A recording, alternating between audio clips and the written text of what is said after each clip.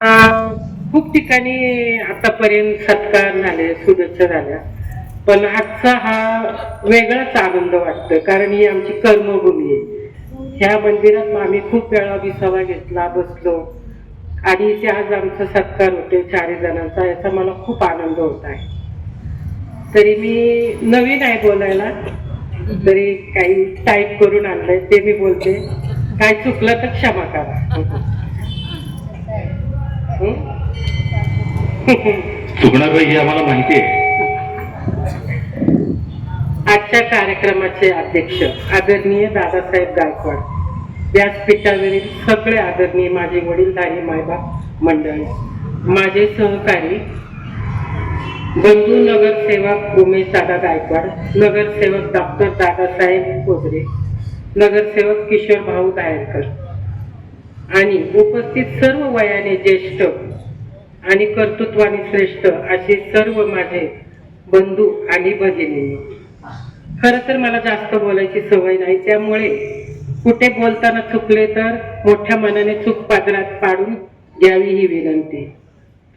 आज खर तर माझा सत्कार हा झाल्याने माझं मन अगदी आनंदाने भरून आले आहे, कारण हा सत्कार माझ्या दृष्टीने फक्त सत्कार नाही, माझ्या माणसांनी मला वडीलधाऱ्या समान मायबाप यांनी दिलेला आशीर्वाद आहे. आमचं कुटुंब सर्वसामान्य कुटुंब आहे. प्रतिकूल परिस्थितीतून अतिशय कष्ट करत, संघर्ष करत, प्रामाणिकपणे आज उभं राहिलो आहे. आज जी काही परिस्थिती आहे ती माझ्या आई समान सासूबाई आणि वडील समान सासरे यांनी दिलेली प्रामाणिकपणाची आणि कष्टाची शिकवण, यामुळे आम्ही, माझे पती पाठीराखे आबनावे साहेब यांच्यामुळे, माझा गृहिणीपासून ते नगरसेवक असा सुरू झालेला प्रवास हा कुटुंबातील सर्व सदस्य आणि तुम्ही सर्वांनी केलेले प्रत्यक्ष अप्रत्यक्ष सहकार्य यामुळे आहे, याची मला जाणीव आहे. आम्ही गवळीआळी येथे 10 बाय 10च्या घरात राहत होतो. त्यावेळी माझ्या गावातील कोजरे, गायकवाड, लोणकर आणि इतर अनेकांनी मोलाचे सहकार्य केले.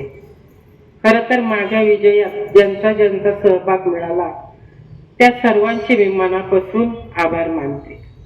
त्यांच्यामुळे मी कायमच ऋणात राहील. आता मला खऱ्या अर्थाने माझे 3 नगरसेवक भाऊ उमेश दादा, डॉक्टर दादासाहेब कोजरे आणि किशोर भाऊ यांची मोलाची साथ मिळणार आहे, आणि माझ्या मुली समान सारिकाताई गुले यांचीही साथ मिळणार आहे. या प्रभागाच्या विकासासाठी आवश्यक असलेल्या तुमच्या सर्वांच्या अपेक्षा पूर्ण करण्यासाठी जीवाचे रान करू आणि तुमचा विश्वास जिंकू, यात माझ्या मनात तीळ मात्रही शंका नाहीये. आज जे यश मी अनुभवत आहे यात आदरणीय मामासाहेब कोजरे यांचा वाटा आहे असे मी मानते, कारण त्यांनी बँकेच्या माध्यमातून समाजाची सेवा करण्याची संधी दिली.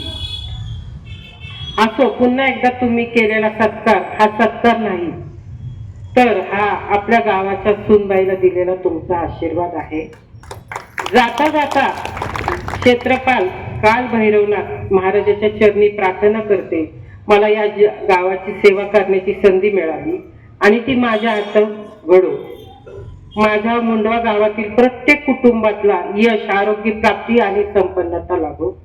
तुम्ही आज जो सन्मान दिला त्याबद्दल मी तुमच्या सर्वांचे खूप खूप आभार मानते आणि थांबते. जय हिंद, जय महाराज.